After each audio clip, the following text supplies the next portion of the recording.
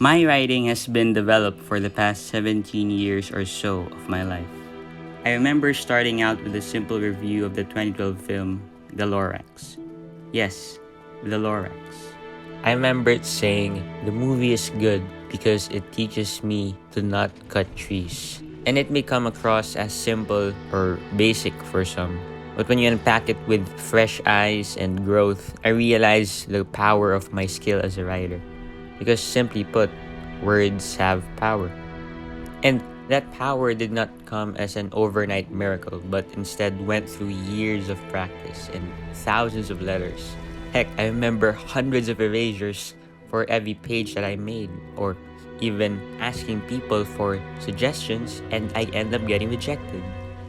But it was through that practice that I came to be. I became a creative and vivid personality, expressed through the process of grinding the granite of the pencil against wood or the paper. Who am I to say that I am great without practice or that I am talented when I am a human being myself who went through that process of practicing and developing my skills for, as I said earlier, the past 17 years. Athletes and celebrities alike go through the process of repeating and honing a skill for many years at a time. Remember that everyone with a profession goes through a practice. From the mailman to the chef, everything needs deliberate practice. You need knowledge about what you're going to pursue, what you're going to do. Because if you're going to do it for the people, you might as well do it with the quality that it deserves. And it does not go without saying that the process is tedious and difficult. It is a collective effort by the family, the coaches, and the inspirations being a part of the journey. And it is in that practicing that an athlete or a novice goes from amateur to legend. Kobe Bryant, Serena Williams, Michael Phelps, and Magnus Carlsen. Those are the names that I think in my head when I say perfect world-class athletes. They are known for their world-class talent in their respective sports, but behind it all, there is practice. According to Google Dictionary, as I quote here, practice is the repeated exercise in or performance of an activity or skill so as to acquire or maintain proficiency in it. To practice means to gain knowledge, however small it may be. Do not expect excellence in the quick. When you develop a skill, it's always going to be a snail's pace, slow. If you think about it, no one wants to practice. Come on. You can answer that yourself. You do not want to practice. You want the results that come with it. But it can never be that simple. You must know your strengths and the necessary path to achieve that way forward. Here's an example. Take my love-hate relationship with basketball. I love the sport. I enjoy talking to my cousins about who the best small forward is or who guards the best, but I don't play well myself. Why is that? I watch highlights of the best games and I know which both season was the best, but why can't I do a proper layup? Well, let's take a pop quiz, shall we? Why can't I do a proper layup? A.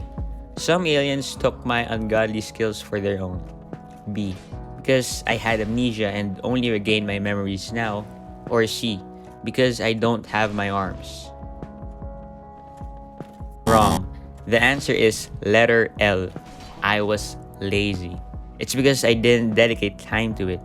If I got invested in the sport, knowing my abilities and shortcomings, I'd imagine I would be able to do a consistent layup, give or take. But I don't, so I'm stuck at square one. Practice is the one word that separates the novice from the experience. Talent is good, and luck is, of course, a bonus, but practice fills in the gaps for all the knowledge you'll need. No wonder you never score a goal in football.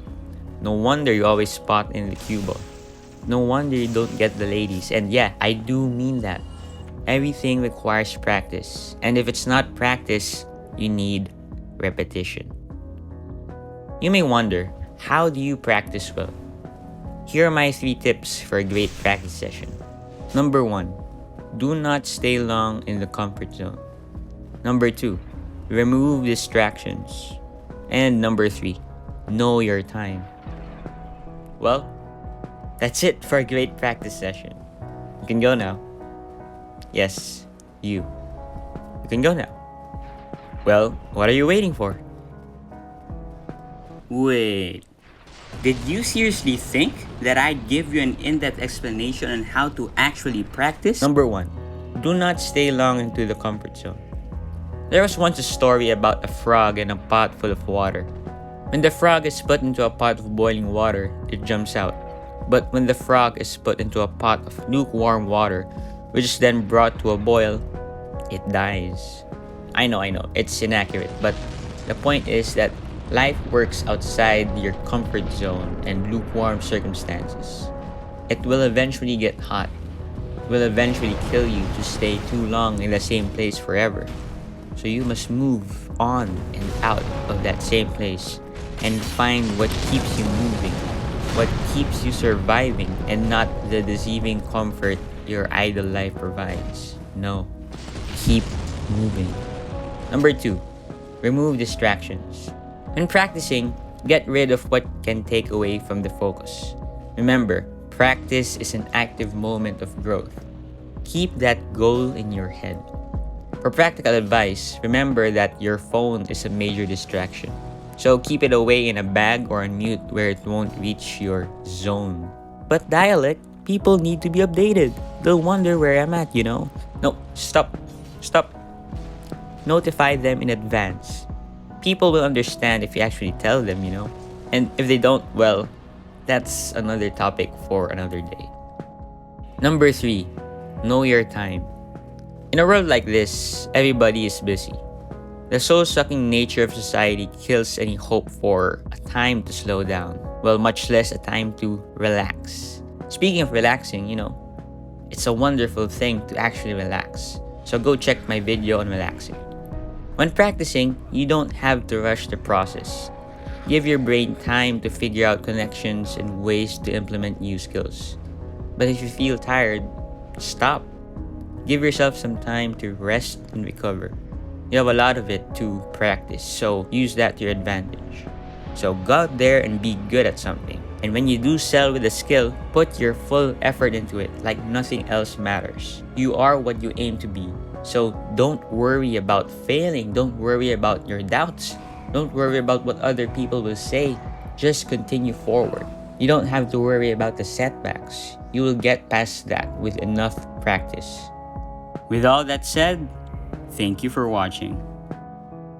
If you're curious about my writing, you can purchase my book at Amazon. I'll leave the link down below.